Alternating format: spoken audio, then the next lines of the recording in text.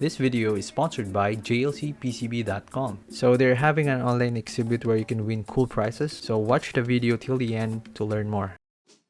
Yo, what is up guys? So today I'm gonna be unboxing these Flydigi Shadow Stinger 2, and I also bought a new phone which is the Note 20 Ultra 5G. So we'll do a very quick unboxing, and the reason why I chose the Note 20 Ultra is because of the huge 6.9 inches screen, 12 gigs of RAM, and a 120Hz screen refresh rate, which is really good especially for FPS games like PUBG and COD mobile. Right, so here's the Note 20 Ultra 5G, and let me turn it on. The screen is really huge, and at the back you can see that huge camera bump, and the color is called Mystic Bronze, and it matches the S Pen inside, which is really nice. Right, so I've downloaded COD and PUBG Mobile as you can see here, and I'm not gonna go over the features of this phone, so I'll just let my younger bro review this on his channel. Okay, now let's unbox the Stinger 2, and I got this from banggood.com, and I'll put a link in the description below if you're interested. Right, so we got a micro USB cable. By the way, this one is for the right hand, so here you go. Now this one is the left trigger, so it also has a micro USB cable. Right, so here is how it looks like. So your finger goes like that, and it's very ergonomic. So as you can see here, this one moves. So if you have a thick phone, that's okay. You can also detach this, because these two right here are the main triggers that has batteries in it, and you can use them as it is, while these triggers needs to be plugged on the main trigger to make them work, because they don't have any built-in batteries. So just plug it on the main trigger. Right, so there you go. You can also see some switches on the main triggers, which I'm gonna explain in a bit. So before that, let's unbox the Wasp Wing Pro. Right, so here you get some papers, which I think is a warranty card and a user manual, and a USB Type-C charging cable. So here is the Wasp Wing Pro, and there's an extra thermal pads, so you can change this one if it's worn. Right, so there you go. Let's go ahead and remove the cover. So as you see, there are two buttons, and this one is the power button. Right, so I can now feel the air from the fan, and what's really cool about it is that it has an RGB lights. It looks really cool, but I won't probably use that to save battery.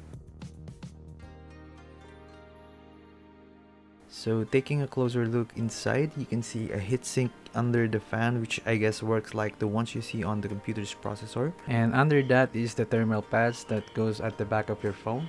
Now this one holds your phone into position. And there are also two cooling modes. One is the fan only, and the second one is the combination of the fan and the radiator cooler. So it requires a power supply, so you need to plug it to activate the radiator cooler, which is this one right here. Okay, so here's the temperature of the fan only mode.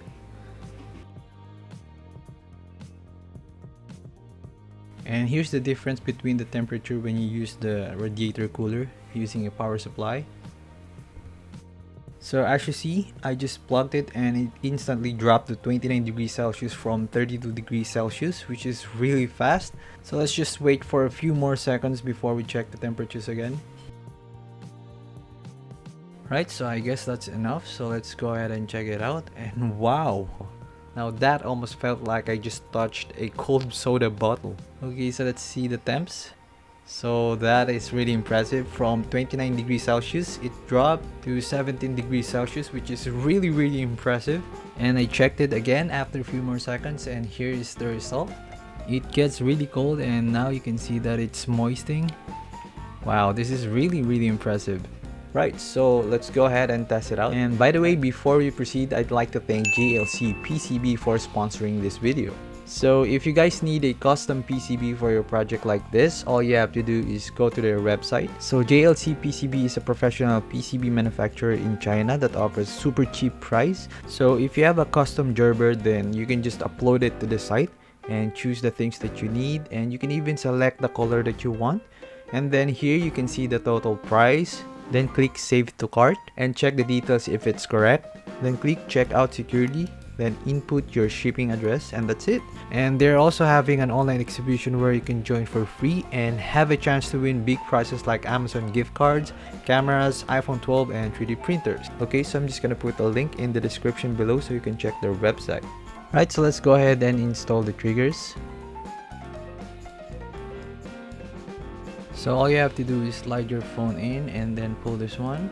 So as you see, this phone is a 6.9 inches screen and it fits well, and you can even fit a larger phone than this. Right, and here comes the fan. So as simple as that. Looking nice, and then let's turn it on.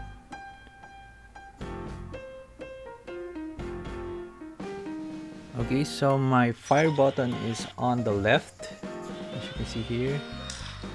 Okay, so I'm just gonna test it out, and it's working.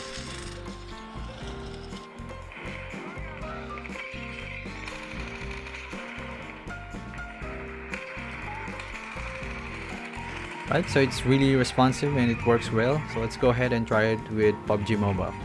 Right, so let's go to settings so I can show you my controls. So here is my control layout. So there is my right lean and my scope. And then on the left, there's my fire button and left lean. Now this is my favorite part because there are certain weapons that you can turn into an automatic, like the M16 that only has single and burst mode. Now with the Flydigi Stinger 2, you can actually turn that in an auto. So all you have to do is turn the switch like that and then press this until you see a blinking red light. So now I can record my custom fire mode. So for this, I want it to be like an auto mode, so I'll tap the trigger really fast like this. So that's it. So all you have to do to save your custom fire mode, just press this for 1 to 2 seconds and then the red light will stop blinking, and that's it.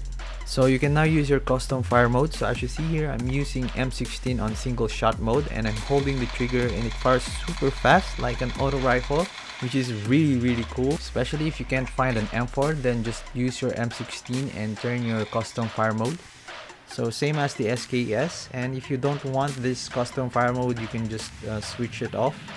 And here is the normal mode. So one tap, one shot, and then let's turn the custom fire mode. And that's it. Now your SKS becomes an auto rifle. And here's the leaning mode now, which makes it a lot easier for me to lean left to right. Right, so here are some gameplay using my Flydigi Stinger 2.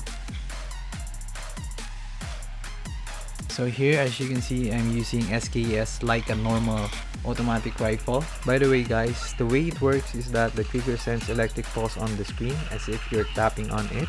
And it's not a Bluetooth device, so you don't need to connect it to your phone. All you have to do is attach it and you're good to go.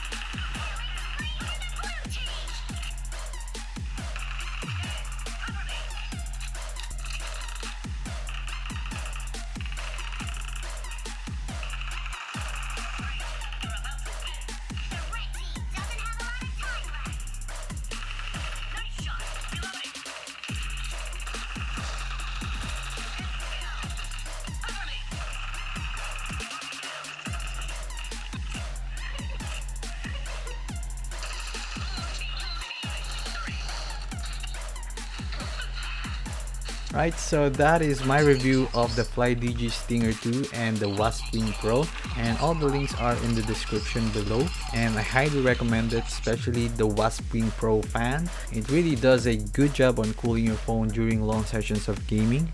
The triggers are also very ergonomic and well built, so I highly recommend it, especially when you're playing PUBG Mobile. Right, so thank you so much for watching. Just check the link in the description below and I'll see you guys in the next one.